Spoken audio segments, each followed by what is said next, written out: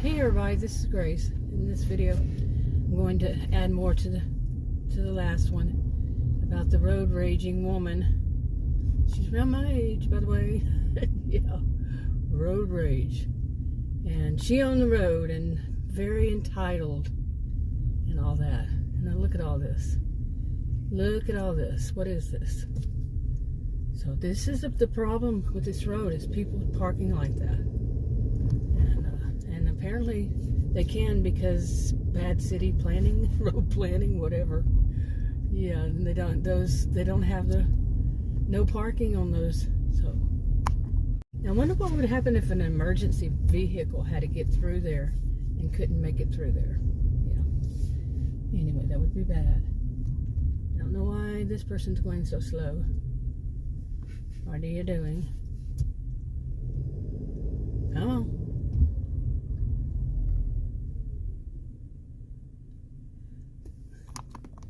This is weird, isn't it?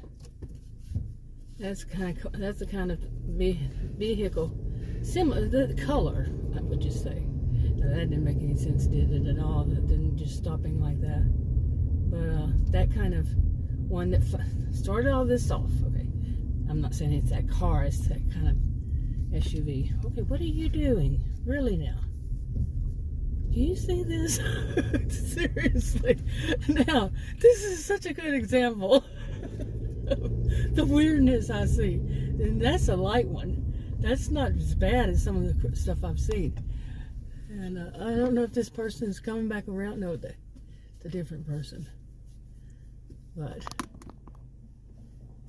of course, there are a lot of black SUVs around here. Black, white, red. And those are the colors, the main colors I've seen. Black, white, and red. And I don't think I'm going to make this, but yay, maybe I will. Anyway.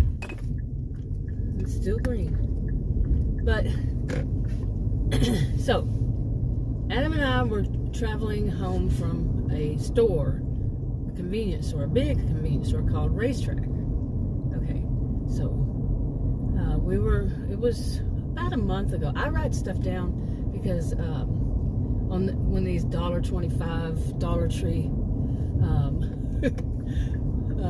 calendars, I bought 3 of them at the beginning of the year or the end of last year, and for different things, like I kept my blood pressure and on one, and stuff like this. But I started doing that for my exercise and health reasons of where we went, and so I know how many days and what days I shouldn't go and what days I did go and all this stuff. So I have a record of where I went those days. Okay. And, it seems like I'm pretty much going almost every day. I'm going out about 8 times, 10 times. I don't know how many times a day. I just read last month, April. Anyway, so the last time sometimes I forget to do it. But the last time I had written down that I went to that racetrack store with Adam was, okay, who's supposed to go here? Who's ready to go?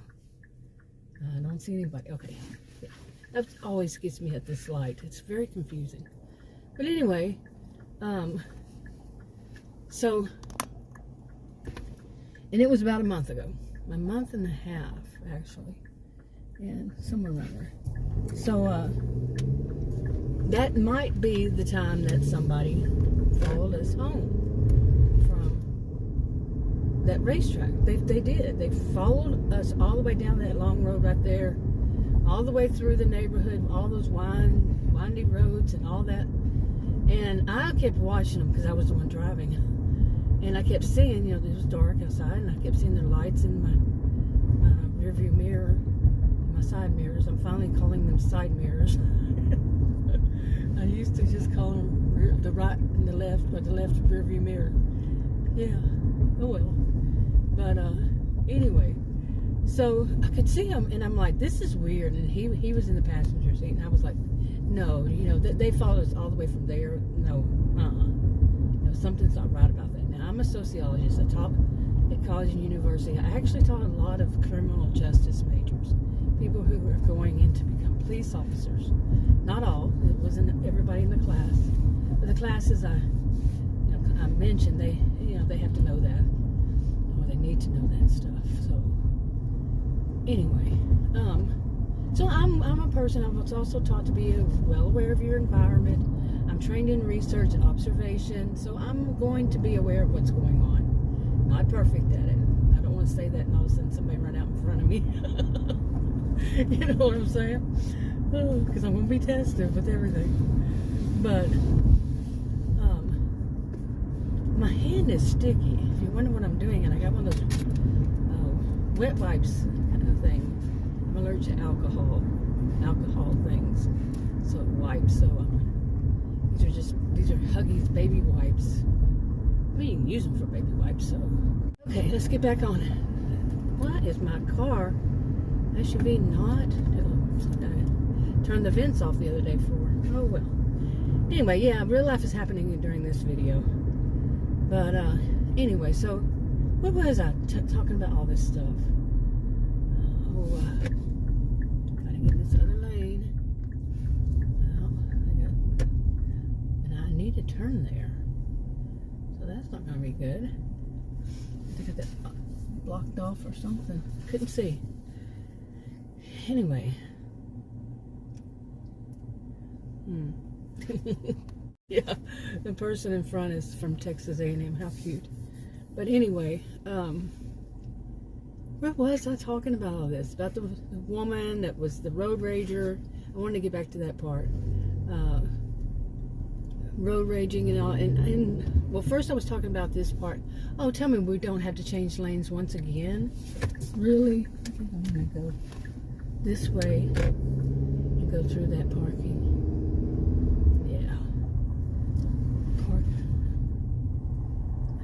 Where that goes, maybe that road goes that way. We'll see. It seems to be going the other direction. I mean, it curves around. But anyway, oh, we're gonna have all these lovely little bumps here. Anyway, so where were we? Okay, these are bad. These right here, little bitty things, but boy, are they bad. And I just don't even know if I can get out of that. I really doubt it. But the road over there is blocked off on 2 lanes. It looks like something had happened or something. Okay, why are you acting like you on the road? Okay. And you are acting like you on the road. What is this? My goodness. I'm not sure I want to go out. Really not sure I want to go out. And I can't see around them to see if somebody's coming.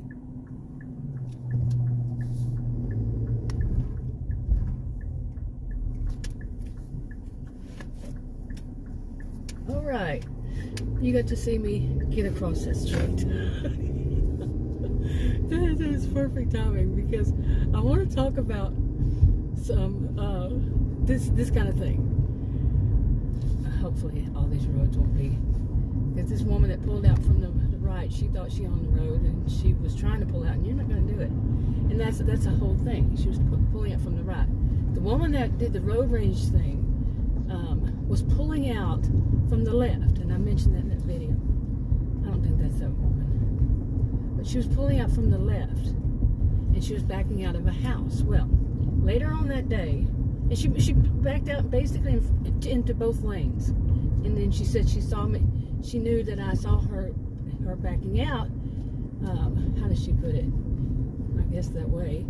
And that meant she had to see me coming. She had to see me in my lane. I was in my lane, but she was gonna pull out in front of me and the other people from the other side. So, around my age, could have been my cousin. You know, it's not my cousin. I'm not saying it could be actually my cousin. Seeing their family kind of resemblance. That was a guy. So anyway, okay. So all this stuff happened. Then I'm trying to say at least a little bit of it. But all this stuff happened, and then later on, Adam wanted to go back to the racetrack. Okay, that day, and so we went. I drove, and I usually do drive him to the racetrack, and not the racetrack, but the store called the racetrack. That's so confusing. But so we went there, and But as we were going through the neighborhood, and I was thinking, I might not want to go through the neighborhood anymore because of that woman. But I'm not one to let what other people do wrong. I'm not that easily frightened of people. I've never been easily frightened by people. But this woman that was telling the Rose Rager was telling me that she was going to come to my house. Yeah, that was cause to pause, you know? Yeah, and I thought maybe it wouldn't be because she's quite off her rocker. She's a nutcase, I would think, or maybe she was drunk. You never know. You know, maybe she drank all day long. I think it was lunchtime. So, I don't know too many people around my age that do. I don't do anything. You know, no drugs, no alcohol. I don't know too many who do drugs.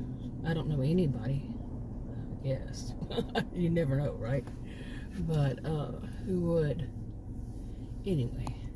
So you can pretty much figure out, you know, I told Adam this thing that, you know, just as I had said the time before, you know, when weird stuff happens, that this is enough to make a person want to become avoidant, or that might make me become avoidant, you know. And I don't know enough about avoidant personality disorder to act like as though I'm a voice of authority on it, so I could be totally wrong. But on how it develops and all that, and the symptoms of even. But yeah, I mean, it was like, you know, part of my brain, you know, at that moment was saying, you know, that day, I didn't want to go out anymore. I'm going to reduce the amount of times I go out. Yeah, right. I was home enough during 2020 because of my wonky adrenal gland, you know. It wasn't safe for me to go out. And that year, the next year, part of it, just wasn't safe for me. So anyway, I had enough of being at home. And it was slow me going back out just as it was until, because there was so much else. I'm leaving out the words, but you get what I'm saying, right? Who wasn't affected by that time. But anyway, so you can figure out, we're driving down the road. I had told Adam all this, and sure enough, oh, that got loud, didn't it? Sure enough, guess who was on that road? The same spot. Now, I had mentioned that time that we had been followed home. The person did the same thing. We were through there from that racetrack store. It was dark out. Went through that part of the neighborhood, and they still following us. So I pulled over in front of a house, pulled over to park, you know, next to the road, like you just saw people parking. And that person in that SUV, it was a black SUV, pulled in front of me and parked. Yeah, twice. What are the odds? You know, I thought that was over a month, you know, around a month or half ago or so, and if it was then. And you know, I told Adam that was awful suspicious, and I was saying it at the time. It just seemed like, you know, one of those you hear about people doing stuff like that. And then here it was another time. Well, later that day, when Adam and I were driving back through the neighborhood to go back to the racetrack store, or go to one, sure enough, there was a car just like that woman's, the road rage woman. Again, the same day. And as Adam said, you did notice also she parked in the driveway across the street from it. You know, he was totally confused. And today I was like, I finally caught what I think you meant in a different way than I had caught it then. But he said no, he didn't mean it that way. And I thought, you know, again, maybe this was a scammer, because why would she park in the parking? Why would she park in the driveway across the street? And she did not look like she was when I only saw, like, I don't even know. I don't know if she lived at the first place she was parked at, or does she live across the street from it, or does she just know that this part right here you can go in and out that, and she was going back and forth. But what he said, which makes sense too, was that would she return to the scene the same day? Well, she wasn't all that bright to begin with, so you know what I'm saying? Not that bright. It's a long road. But anyway, with people that are not so bright, You know, who knows what they're going to do? Seriously. You know, and some people are saying, well, didn't you say that it's got a family resemblance kind of thing? I mean, what appearance? I do mean appearance. But some of them do some weird things, and they're not so bright. But as far as appearance, I finally looked it up today. You know the woman on CNN? Her name isn't it Breonna Keeler? That is somebody who looks like the way most of the women in my family look. Some kind of look like that. So, okay, pulling in here just reminded me of something. I was doing a video one day leaving here. This is a big, huge Dollar Tree. I need to go in there and buy some duct tape and some stuff like that. But for rugs, I started using duct tape for rugs. Yeah. But anyway, one of those moments. But and I was sitting there before, and actually I was sitting there before I went in the store. It was on the other side of this, and there's a home floor something store. And I noticed a guy get out of the car, and then another guy came up, and at the same time, the driver, he went into that store. And I saw this guy, and they weren't together. This was doing something on the front of this guy's car, near the front driver's side tire, the front tire on the driver's side. I was like, what in the world is this guy doing? Well, I was kind of afraid to get out because it did not look like anything normal at all. It wasn't anything normal. And finally the guy moved around, and I could see what it was. He was using a buffer or whatever they are to, I guess who had scratched it, and the guy was buffing that out or something like that. It was, I mean, okay, in a parking lot at a store. Really? And the driver, he went in the store. Maybe the guy hit him on, ran into him on the road or something. Weird stuff happens. And these are the light ones. I usually can't get out the stories. Can't get them out right. The ones that are the big things. Seriously, I say this all the time. And, because I really just can't. It would involve me being too dramatic for me, I think. And that whole thing, kind of like reliving it, triggering me. And, some of them are just downright bonkers. Like this one with the road rage person. And I wanted to say this, some people think somebody around my age, I'm 59, I'll be 60 next month. And, that these are just basically nice women, or something like that. Don't. I used to have the wrong kind of view on age as it was. I admit to it when I was younger. I always thought, not in a bad way. I always thought that, a person at that age would be this mature, that mature. Not ever talking about how immature they are, or how bad they could be. No, it was always like I was complimenting people older than I, and that they were in this stage. And then I worked on, let's just say, eventually I knew better. But at the same time, there's a lot of things that you don't learn, like in developmental psychology, about some of in any kind of psychology class or any of them. Some of it, they can't really go too deep into, because there's so many different types of people in every situation. Nobody does the same thing. No person does the same thing, because every situation is different. All people are different, so they can't say this is exact. The exact science kind of thing. Not the exact science, but the exact way something would happen. If they did XYZ, this is what the results will be ABC, or vice versa. I just can't. So I got distracted by too many things, and I'm just going to go ahead and go in there and wrap this one up. But I do want to talk more about some of this stuff that's happened, like that happened that. As we were leaving, there was that woman, and like I told Adam, I finally caught it this way, And I said, either you're what you really meant or what really it could have been. And he said, why would you be on this, at the same place? Well, a scammer is a scammer. She had absolutely no fear that here it was, she did wrong. She's blaming the victim. It's typical.